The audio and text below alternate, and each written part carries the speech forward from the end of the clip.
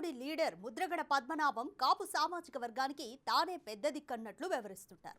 కాపు రిజర్వేషన్ల కోసం పోరాడినప్పుడు ఆయనపై ఆ వర్గంలో సానుకూలత వ్యక్తమైంది. అయితే తర్వాత నిలకడలేని నిర్ణయాలతో ఆయన తన ఫేమ్ చెడగొట్టుకున్నారన్న టాక్ ఉంది.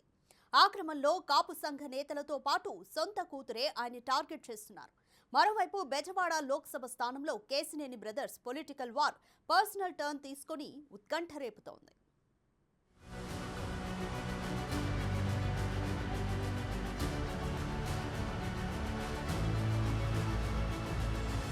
ప్రత్యక్ష రాజకీయాలకు 10 ఏళ్ల క్రితమే దూరమైన మాజీ మంత్రి ముద్రగడ పద్మనాభం ఎప్పుడూ ఏదో ఒక వివాదంతో ఫోకస్ అవుతూనే ఉంటారు. ఎన్నికలకు దూరంగా ఉన్న తన రూటే సెపరేట్ అన్నట్టు వ్యవహరిస్తుంటారు ఆ కెర్లంపూడి లీడర్.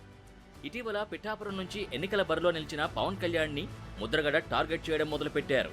గతంలో పవన్ కి సన్నిహితంగా ఉంటూ ఆయనకి పలు సూచనలు చేసిన పద్మనాభం ప్రస్తుతం వైసీపీ నాయకుడయ్యారు. కొడుకు గిరితో కలిసి వైసీపీ పంచుకు చేరిన నాటి నుంచి కేవలం పవన్ టార్గెట్ గా పనిచేస్తూ జనసేనాని ఓడించి తీరతానని సవాళ్లు చేస్తున్నారు. పిఠాపురంలో పవన్ కళ్యాణ్ని ఓడించకపోతే తన పేరు పద్మనాభరెడ్డిగా మార్చుకుంటానని సవాల్ చేశారు.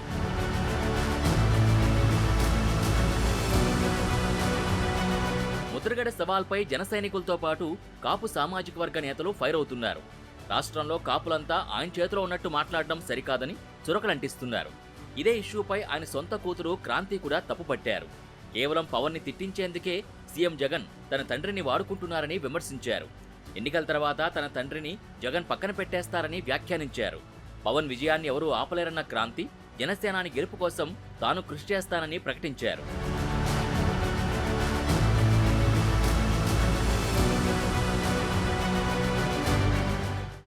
నేను క్రాంతి బార్లపూడి, ముద్రగడ పద్మనాభం గారి అమ్మాయిని.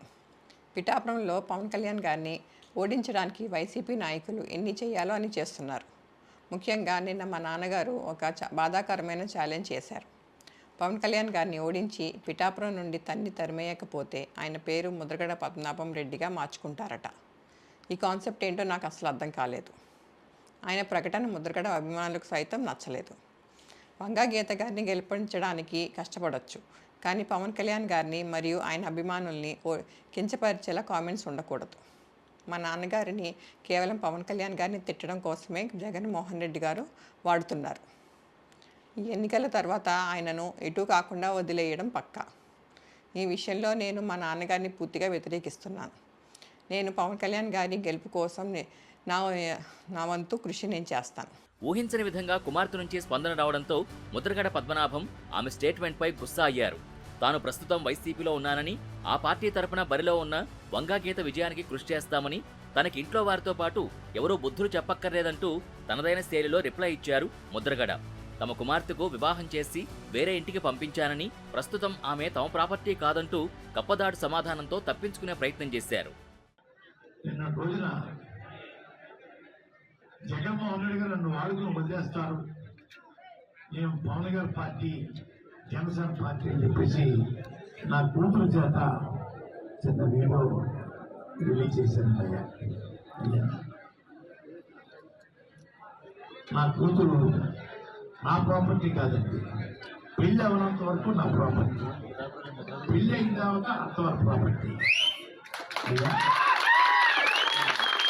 కొడుకైతే సొంత పార్టీ, తండ్రి ఆధ్వర్యంలో కొడుకు తప్పు చేస్తే తండ్రికి చెత్త, కానీ నా కూతురు చేత పెళ్ళైన అమ్మాయి వాళ్ళ ప్రాపర్టీ చేత నా మీద చిన్న బ్యాడ్గా చెప్పించారు. ఎంత బ్యాడ్గా చెప్పినా జగన్ గారు సేవకుడిగా ఉంటాను, అది తిరిగి లేదు. ఎవరు బెదిరించినా కూడా బెదిరిపోను. పార్టీలో చేరాను, పక్క చూపు చూడడం నాకు చేత కాదు. కూతురు చేత, ఈగుడి చేత, ఈగుడు కుటుంబం చేత తిట్టించిన కూడా లెక్క చేయను. వైసీపీలో చేరిన తర్వాత ముద్రగడ స్వరంలో తేడా వచ్చిందని కాపు నేతలే చెప్పుకుంటున్నారు. కాపులంతా ముద్రగడ చుట్టే ఉన్నట్టుగా ఆయన భ్రమలో ఉన్నారని, పద్మనాభానికి అంత సీన్ లేదని అంటున్నారు. మరోవైపు ముద్రగడ వ్యవహార శైలి కారణంగా వైసీపీలో ఆయన కుమారుడు గిరి రాజకీయ భవిష్యత్ త్రిశంకు స్వర్గంలో పడ్డట్టు తయారైందన్న అభిప్రాయం వ్యక్తమవుతోంది.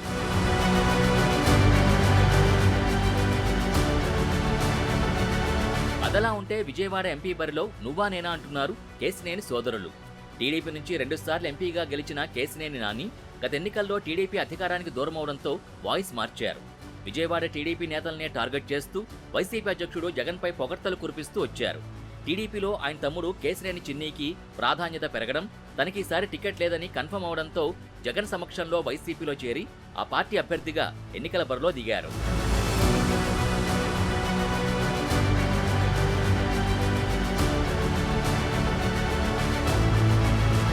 టీడీపీ అధిష్టానం అందరూ ఊహించినట్టుగానే కేశినేని చిన్నికి విజయవాడ ఎంపీ టికెట్ కేటాయించింది. అన్నదమ్ములు ప్రత్యర్థులుగా మారినప్పటి నుంచి ఇద్దరి మధ్య పొలిటికల్ డైలాగులే పేలుతూ వచ్చాయి. ఎన్నికల ప్రచారంలో రాజకీయ విమర్శలు చేసుకుంటూ గెలుపుపై ఎవరి ధీమా వారు ప్రదర్శిస్తూ వచ్చారు. అయితే సడన్ గా కేశినేని నాని తన తమ్ముణ్ణి పర్సనల్ గా టార్గెట్ చేయడం మొదలుపెట్టారు. తాజాగా ఆయన చిన్నీపై సంచలన ఆరోపణలు చేశారు.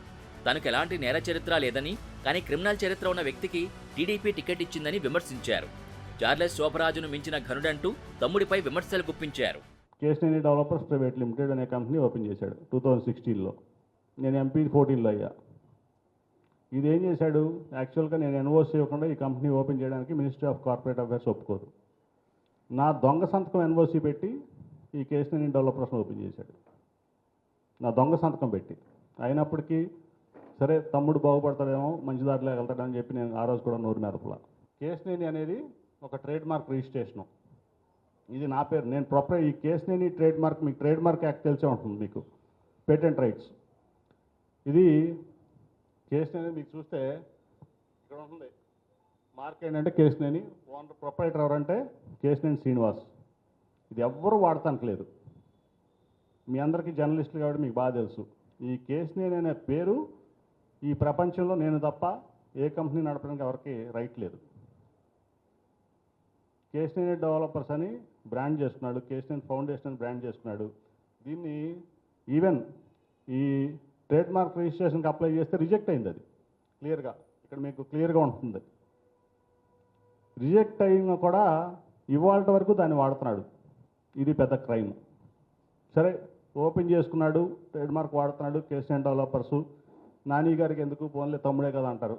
ఓకే, నేను దానికి కూడా ఒప్పుకుంటా బాగుపడితే. ఈయన చేసింది ఏంటంటే పచ్చి మోసాలు. ఈ కేశినేని డెవలపర్స్ అని పెట్టి పచ్చి మోసాలు.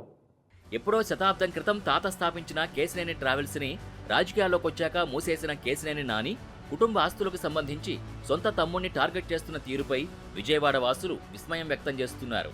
మొత్తానికి అన్నదమ్ముల యుద్ధం మరోసారి హాట్ టాపిక్గా మారింది.